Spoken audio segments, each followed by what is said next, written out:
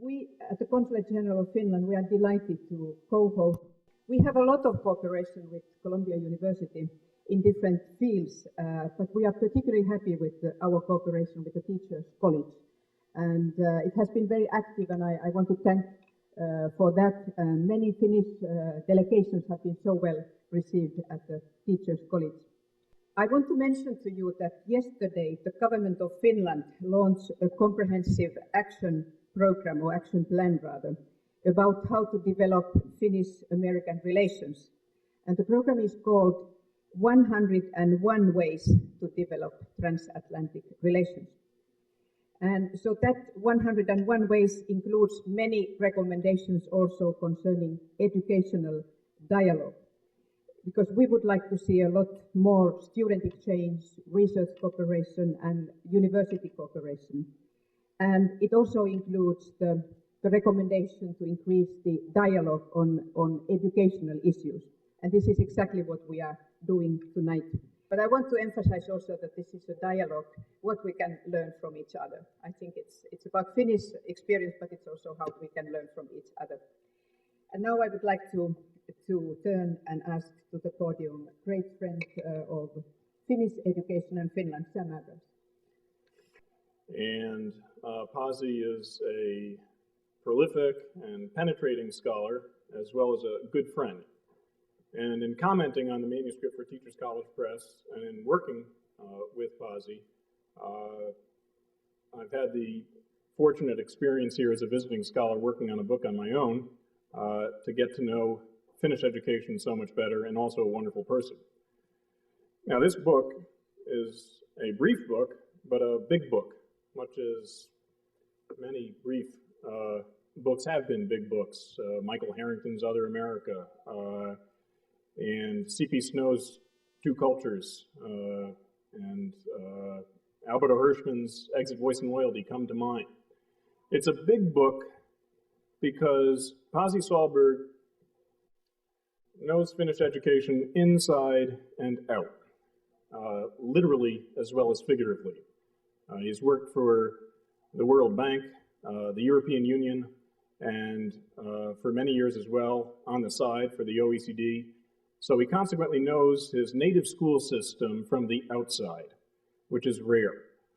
And in the course of working for the World Bank and the European Union, Pasi Sahlberg has observed schools in more than 50 countries.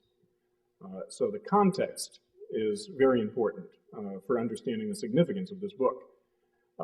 In terms of knowing Finnish education on the inside, Pasi grew up at a school 500 kilometers north of Helsinki. His father was the head of the school. His mother taught at the school. They lived in an apartment at the school.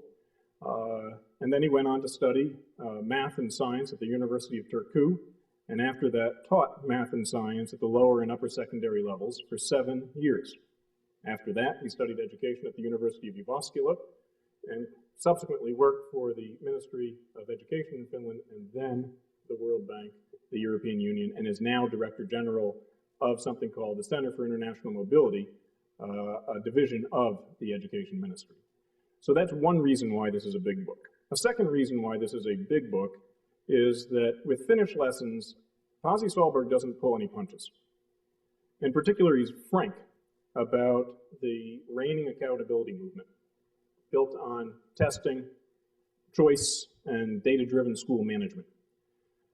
So frank that he uses an acronym that is blunt and derisive, GERM, for Global Education Reform Movement, and you'll see it throughout the book. Third, and finally, this is a big book because Pasi essentially takes a look at the educational reformation of Finland as not some abstract pedagogical exercise over the past 2 generations. It's much more than that.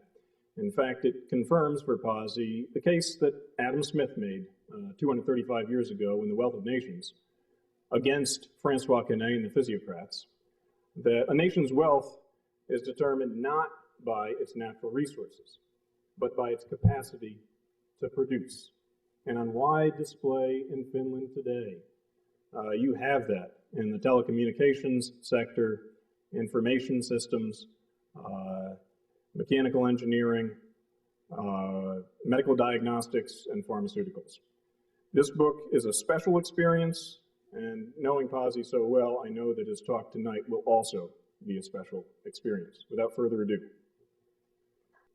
Somebody was asking me the other day that how did you ever get an idea to write a book about the Finnish education system, primarily to the North American audiences? And this was my reply in brief. I was working with the, as Sam was saying, I was working in Washington D.C. with the World Bank from 2002 to 2007, so 5-year period. And all of you here, you probably know that this is exactly the period when the OECD's PISA study kind of gained momentum. The first PISA study, when it was published 4th of December 2001, which is like another Independence Day for Finland because it changed everything in education, break the news really in the world because Finland, against all the expectations, was the number one nation in all areas of PISA. And I joined the bank the year after these results were published. And there was very little kind of a serious interest within the World Bank and within the community where I stayed in Washington, D.C. to what Finland had been doing in education. And actually there was a very little belief within my own colleagues in Finland that this is a real thing. People were kind of waiting for the next PISA results in 2004 to have the right results, yeah, to put the countries in a new order, but it didn't happen. Actually, Finland was one of the few countries that was able to progress from 2000 study, and it was only then when the first people really started to, ask questions about where is Finland, what are you doing over there? But that was not enough to be brave enough and say that, okay, I want to write a book about this. It was only after the third PISA results in PISA 2006, and the results were published in 2007, and this coincided the change of administration in Washington. And the big change was when the Obama administration took the office, and you people here, you probably know this much better than I do, but I realized that this was a change also here in the United States in terms of how much you should be looking at what's happening outside of the United States. And your Secretary of Education, Arne Duncan, issued or requested the OECD to prepare him a report. It was last year, about 18 months ago, to tell how the successful reformers and high performers in education in the OECD have been able to do these things. And he wanted to have Finland as one of the examples there. And that was the kind of a final moment for me to understand that now there must be enough interest here in the United States and also in Canada to see and understand what has happening not only in Asia, in Korea and Japan, but also in Northern Europe and Finland. And that's where I was convinced that there will be a need for this type of book. So here we are, and I was very pleased to hear Marielle, and you said that this is a story, and this is really a story, this book. And I want to make every time when I have a chance to speak about this book, I always want to make one or two warnings about this. This is not a book about explaining that Finland has the best education system in the world. I'm actually warning my readers here and there that I do not belong to those who travel around the world and say that Finland is number one and then comes all the others. I don't believe that we should be doing this, saying that we have number ones and twos and threes in education. So this is not a story about the best education system in the world. It's a story about the change, how Finland has been building this type of system of education that is receiving so much interest from others. My second remark here is that I'm not recommending here in this book anything that you or anybody else around the world should copy from Finland and bring to your own country and say that now if we only do what the Finns have been doing, we will have a great education system in the future. It doesn't work like this. Actually, there's a whole section in this book warning anybody to do this. Yeah, I think it's very risky to believe that we can transfer the educational ideas from one country to another. So this is about the journey. This answers the question that how did Finland do? What did we do to transform our education system as it is now? Let me talk about briefly three things that I think makes this book interesting and relevant for the particularly the American readers. The subtitle of the book says that what can the world learn? So it doesn't say what can America learn or North America. It says the world, and it includes us all, everybody, including Finland. If I have time, I would like to say a few things what Finland could learn from the United States or from the world in this situation that many regard as perfect. My first thing I think that makes this book relevant for American readers, I believe, is that this is a story about transformation of education system from something that was not highly regarded at all, that was inequitable, had relatively low quality in terms of outcomes, and had very low participation rates. I'm talking about the situation in late 1960s and 70s, which is about one generation and a half ago. Yeah, I'm talking about the time when I went to school. Actually, I'm talking about the time when I started to teach my first year as a teacher in a school. We still lived and worked in a situation that was nothing to be celebrated of. Okay, so this is a story about how we can turn around the education system so that we can have both equity and excellence at the same time. And this was one of the strongest arguments against this reform that Finland launched in early 1970s was that okay, we can probably achieve equity and equitable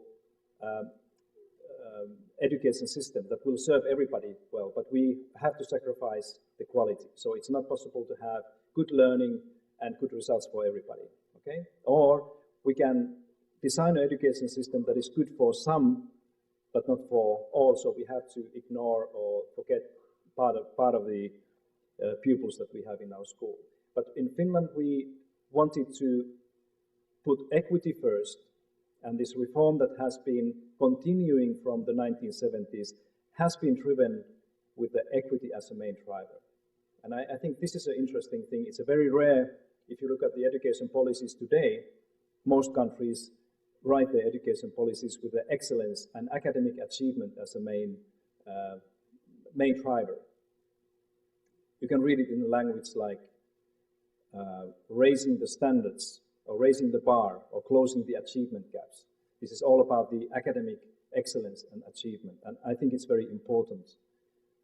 But we should not ignore and forget the equity. But in Finland, we have never driven our education policies or reforms with this excellence or academic achievement as a main driver. It's always been, and still is today, based on equity and equality of educational opportunities as a main driver. It was a great surprise for the Finns when we realized that we have an equitable system of education. The Finnish system is the most equitable and most accessible and affordable education system in the world.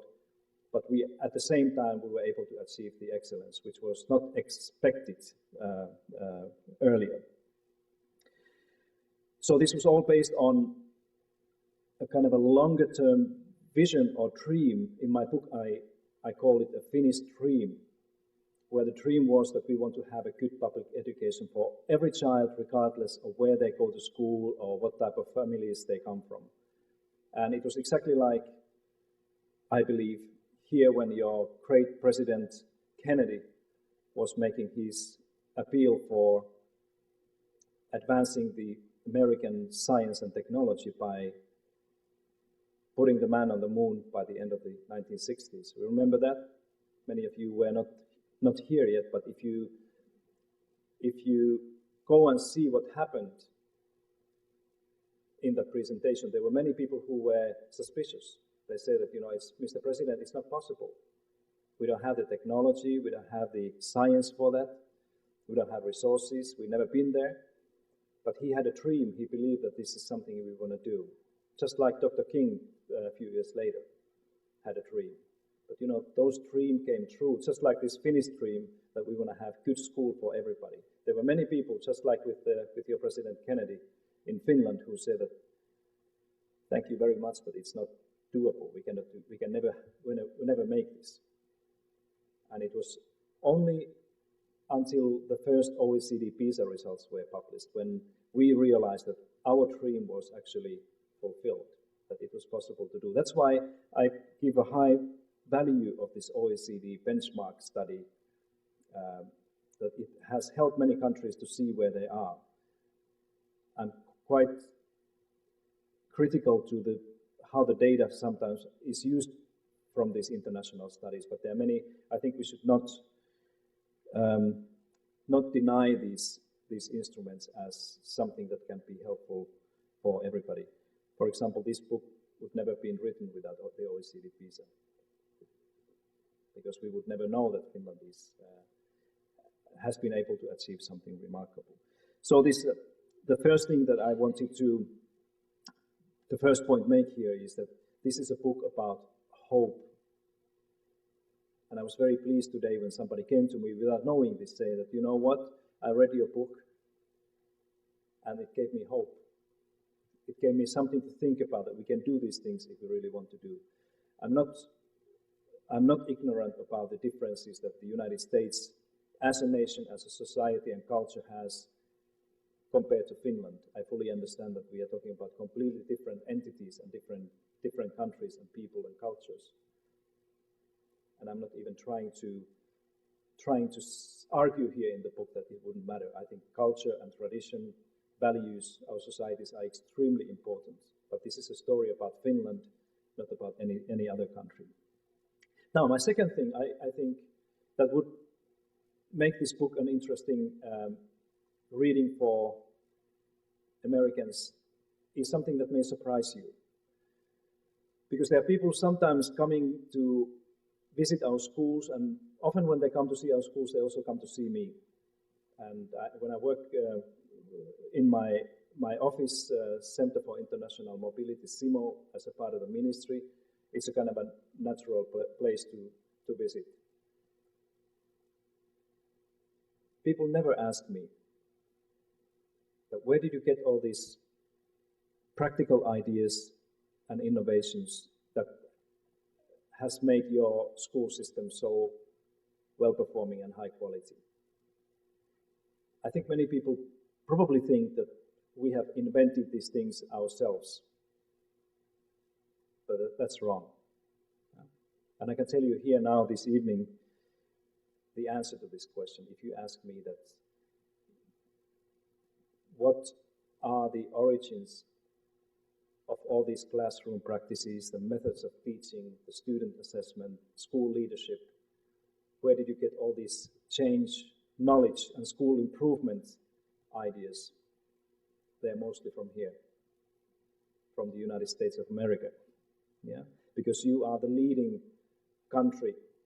You have the most of the research and development work here in this country, in your universities, in your research institutions, and in your schools.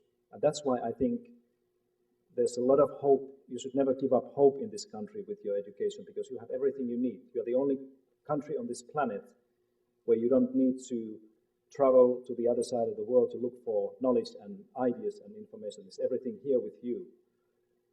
And that's what we have been using a lot. I'm one of those people who came to the United States ever since I started to teach in the middle of 1980s. I had a lot of colleagues here in different universities. I always came here with an empty suitcase. That time when the internet was not available yet, there was no email, and there were only books. So that was a good business for Teachers College Press and others, because I actually had to buy the books. So I filled my suitcase with the books and papers, and I went back home with my colleagues, and then we trained teachers with these things. Yeah. If you want to have one good example of a very powerful American innovation, a very practical one that has been a critical thing in our educational success in Finland. I would say cooperative learning. You all know cooperative learning? Yeah? And it has been researched and developed here in your universities. In the University of Minnesota, Stanford University here as well, Johns Hopkins. And we have been doing a lot of work based on only these ideas that have been worked out here in by your scholars and professors and teachers. So I would like to give a lot of recognition and thanks also for all those people who have been doing this, because without these innovations we wouldn't be here where we are. Another interesting example is this whole idea of how do we know how our education systems change. We are talking about educational change or educational reform science.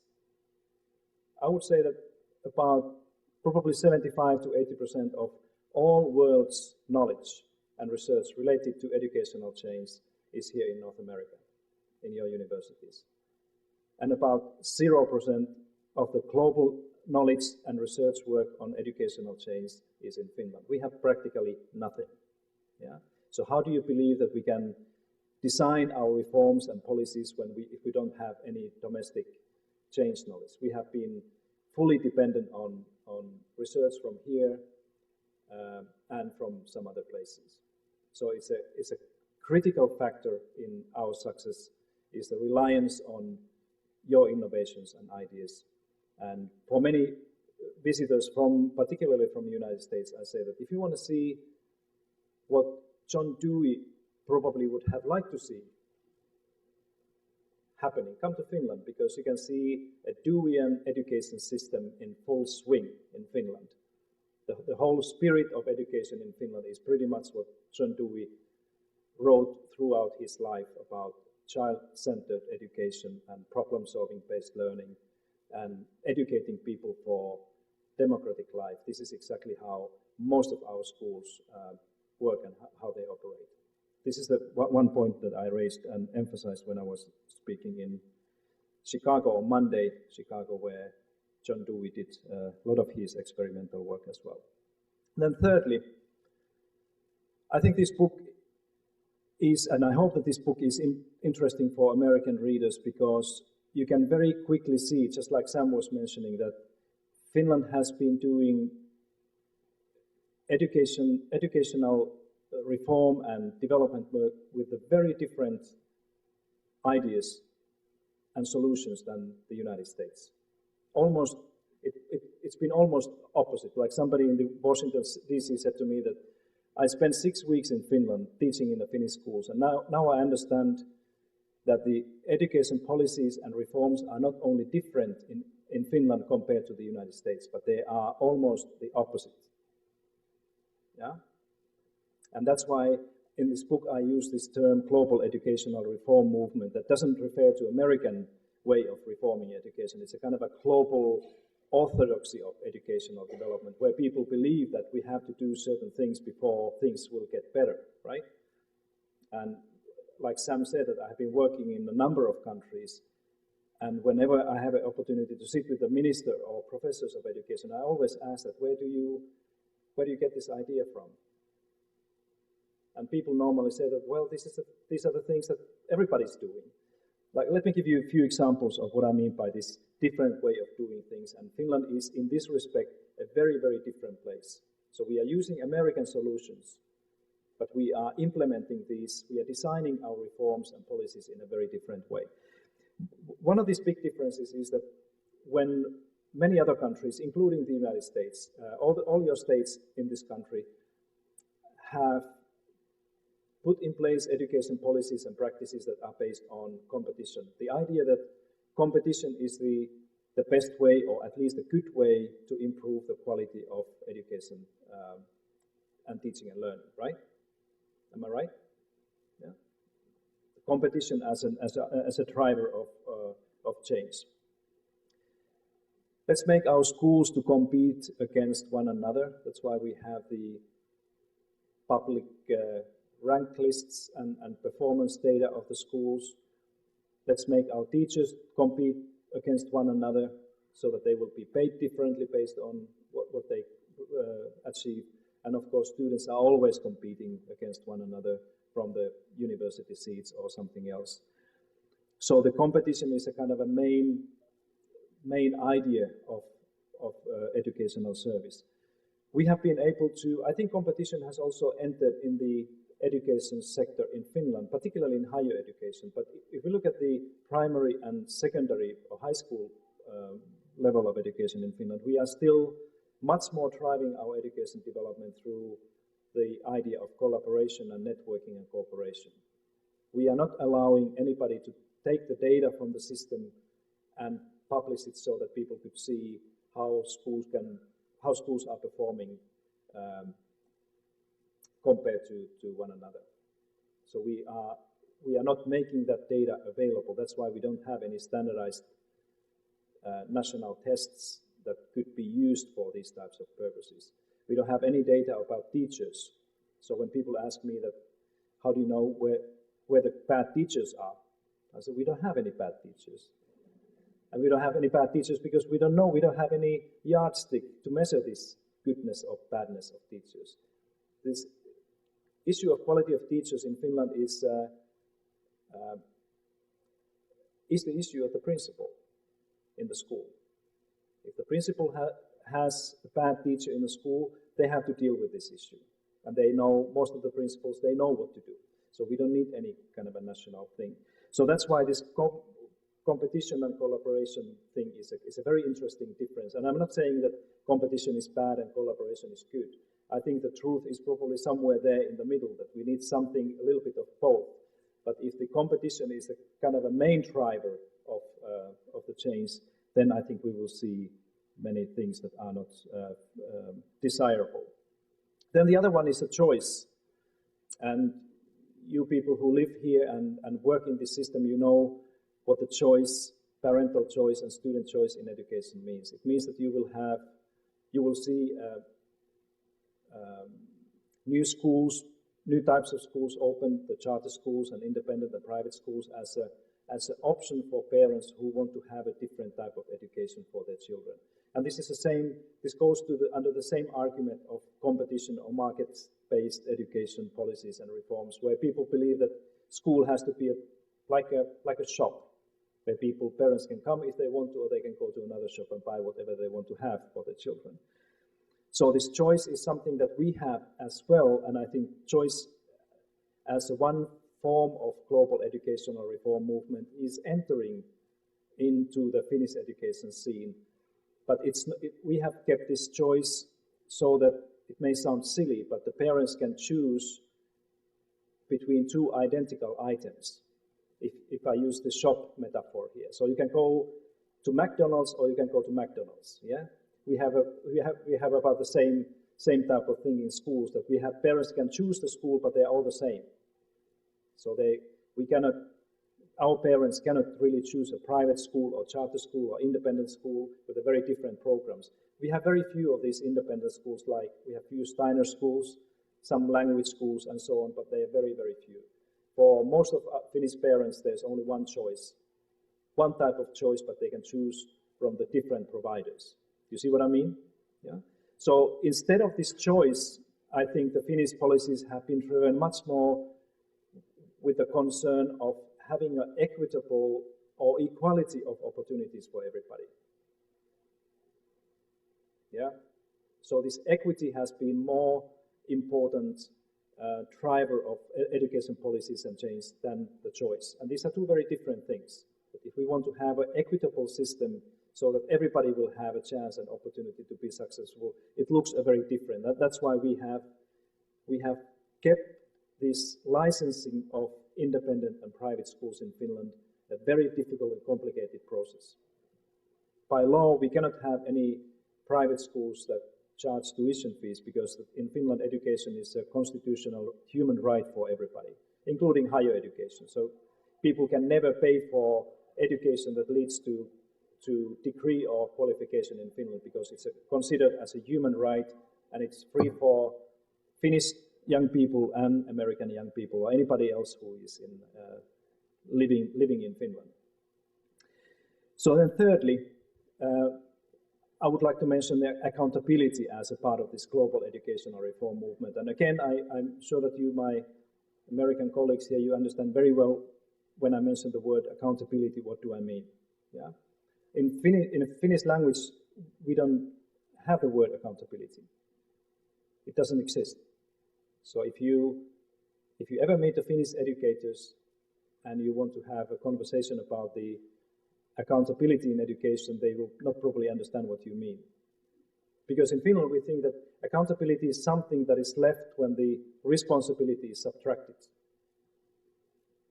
Because accountability is something else. So that's why, rather than in holding teachers and schools and principals accountable for students'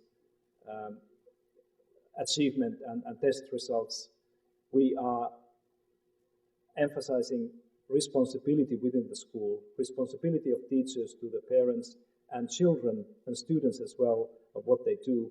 And in Finnish schools, the kind of a professional responsibility between teachers and professionals, educators in a school, is a very important thing. And that's why we have this culture or situation of trust and confidence in our school system. Many of the, particularly American visitors, when they come to Finland and when they leave, for example, Diane Ravitch was very well known here.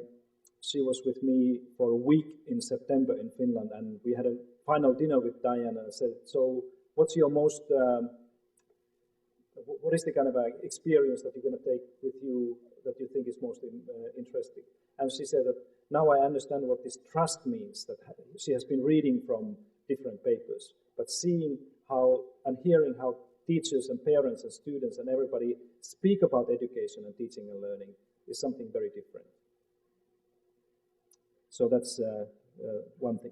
And let me close by adding one more item. There are more issues about this global education reform movement in my book, and I talk about more about these things. But one of the things that when I travel here in North America, I come across everywhere where I go, whether it's parents or students or teachers or even authorities, everybody's raising this one question and one issue, and it's about testing our students in a school.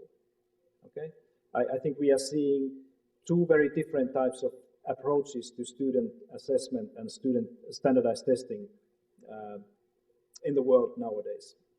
There's this movement that is familiar to you here, where people believe that we have to test each and every student every year in almost every subject. Yeah, so we have to have this data so that we know where the bad teachers are, right? So this is the whole point. Or which are the bad schools, so that we can help these bad schools. I think as we speak now, this country is the most tested education system in the world. It used to be England, but you have increased your the number of standardized testing in your school system to the extent that even goes beyond what England has been doing. And at the same time, England is doing away some of these tests that they used to have before. So this American movement is a completely opposite way than many others, including China, what China is doing. They are doing away many of the tests. Korea is doing the same, and Japan and many other countries are doing less and less standardized testing. And as I said, in Finland, we have a completely different approach here. We don't have any standardized testing before the high school leaving examination when students are already 19 years old. But we are using different type of assessment. In my book, I talk about assessment culture in Finland that is based on very different thinking on the role of testing. I often use this metaphor of going to see your doctor. If you do your annual or regular health check, the doctor is doing different things, right? And one of the things they normally do is that they want to check your health by taking a blood test, right? So how many of you have been in a clinic where the doctor is taking a blood test and say that this time I have to take all the blood out of your body, yeah? Because I want to test each and every cubic millimeter of your blood so that I'm absolutely sure that all the blood is good in your body and there's nothing hidden there, yeah? Never, yeah? They always take a few of these little samples and then they examine it and they give you a report saying that you are feeling just fine. It's exactly the same with our education system. That if we want to know whether the system is healthy and doing well or whether there's something wrong, we can equally well take the sample of students and then say what should be done. So we don't really need to take all the blood of our education system or test all the children like we are not doing in Finland. We are taking samples regularly, and we are taking samples of different things, not only maths and reading and science, but many other things, including social studies and foreign languages and many others, depending on what the government wants to know or other people want to know. And it's quite enough for us. So I think these different policies can be interesting to you, because you will see that actually when you read the book, and if you read a little bit something else, you will realize that no education system has ever been successful with the reform drivers that you have in this country at the moment. And it's not only about Finland. The similar drivers that I'm mentioning here are also used in many provinces of Canada, Singapore, Korea, and Japan as well. And they are all high-performing education jurisdictions. So the bad news of this book is that you are not likely to be successful with the policy drivers that are based on competition, choice, accountability, testing, and standardization. At least it will be the first time ever when anybody will be successful with these things.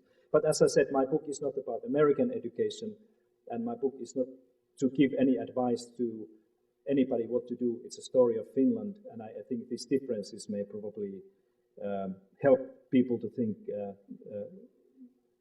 different solutions as well.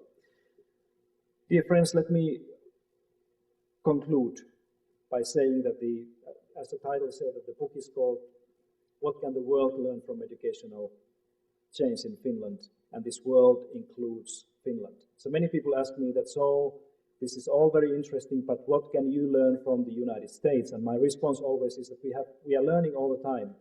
And we have been learning from you since the 1970s, when we have been putting these important reforms in place. And we have to continue to learn from the United States, because, as I said, that you have most of the research here, you have the most vibrant innovation work and development work in education going in anyway here, regardless of how your own public education system is doing. So we continue to learn from the United States, and we will depend on the work that you are doing here. And like Ritva was saying, the good news is that there will be probably even more cooperation between our universities and also schools now with this new program that we have. But we need particularly your help in several things, because I think that the bad news of this whole hype of the OECD PISA that we have had now for the last 10 years in Finland is that we have ended up finding ourselves in a situation of sort of a complacency. Yeah? We have tens of thousands of visitors every year coming to our country and asking always the same questions over and over again. I think I'm hosting about 2 delegations every week from different parts of the world. Last year, I had visitors from 45 different countries in my office, approximately twice a week. And they all ask the same things. What did you do? What are you doing? Why this and why that? So we have spent now about 10 years, ever since the first results were published, explaining the present and trying to explain the past to the visitors so that they could understand something that we even didn't understand ourselves, why we are in this situation. So we have had very little time to think about the future. And luckily, I don't actually remember anybody who had asked this question that sounds something like this. Okay, it's very good that you have this wonderful, high-performing, world-class education system now, but the world is changing and so is Finland. So how do you see education in 2020 or 2030? And if you ever come to Finland, ask this question. It's your responsibility to push your hosts to give you an answer. What is how does a Finnish school look like 10 years from now or 20 years from now? And this is our biggest challenge that I describe in this book, that we have lost this dream.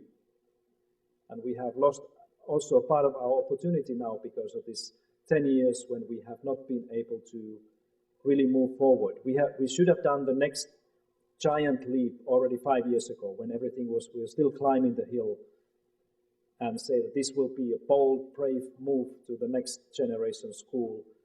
But since education is a political business, can you imagine being a leader of the world's best education system as a Minister of Education? You have to be very brave and very visionary person to be able to say that this is good enough, but now we have to move on. And it's not only in Finland, I think in any other country this would have been the same thing. That the kind of a political courage to understand that we have to move forward is very scarce. Okay? In this book I use the story of Nokia. But you know, this Nokia story is interesting because it's exactly the same thing. Nokia kept making these wonderful mobile phones when Apple and iPhone and others were making a next generation thing. You know, iPhone is not a phone anymore.